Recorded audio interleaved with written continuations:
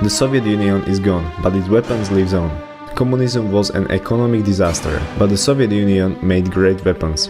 Yet some of its arms have become legendary, still used around the world in many conflicts. The AK-47. What can one say about a gun that is on the national flag of Mozambique? The AK-47 isn't just an assault rifle. It is an icon, a political statement, the favorite weapon of guerrillas during the Cold War. More than 100 million AK-47s have been produced. Inspired by Nazi Germany STG-44 assault rifle, the Kalashnikov was simple, cheap and durable, the perfect weapon for the Soviet conscripts. In terms of casualties inflicted over the past 60 years, the AK-47 may be the most deadly weapon on the planet. The MiG-15. To US pilots accustomed to air dominance in the final years of the Second World War, the MiG-15's appearance over Korea was a shock. In fact, the Soviet jet fighter was so deadly that B-29s, despite a heavy fighter escort, had to switch from daylight to night attacks over North Korea. Based on captured German technology as well as jet engines that the British foolishly sold to Moscow, the MiG-15 was fast, maneuverable and heavily armed. Early US jet fighters such as the P-80 and F-84 were found themselves outclassed.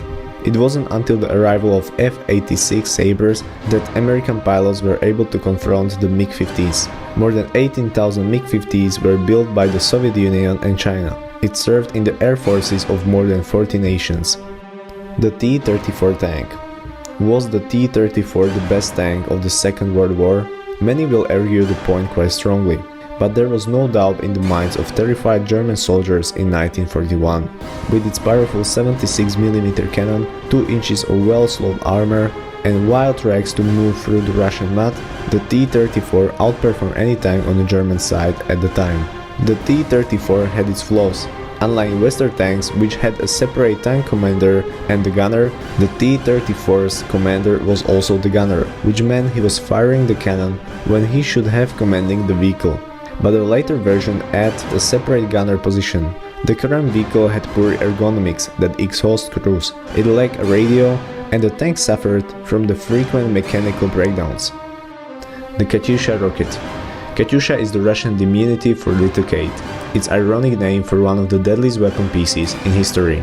The name itself has become generic, a convenient shorthand for any kind of rocket, from the Golan Heights to Darfur. The original BM-13 Katyusha was a truck-mounted multiple rocket launcher.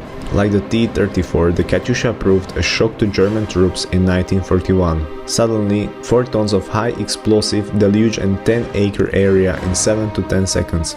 Unguided rockets tend to be inaccurate. You wouldn't want to call down Katyushas if the enemy was right on the top of you, but Little Kate worked fine for the Soviets, who liked to smother German defenses. The RPG-7. It would be incorrect to say that RPG-7 transformed anti-tank warfare. In the later half of the Second World War, the use of anti-tank rockets became widespread, including the US bazooka, British PIAT, and especially the German Panzerfaust. However, it is correct to say that RPG-7 has become the poster child for manned portable rockets. The RPG-7 has become general all-purpose weapon anytime a foot soldier needs to get an explosive projectile downrange. As an anti-tank rocket, the RPG isn't the most accurate. While it scored success in Vietnam, the 1973 October War and other conflicts, today it is better suited for attacking light vehicles rather than advanced tanks. But the RPG is so prolific that it has become almost as iconic as the AK-47. The RPG-7 and its various Chinese, Iranian and other knocks-off has served in practically every conflict since the early 1960s.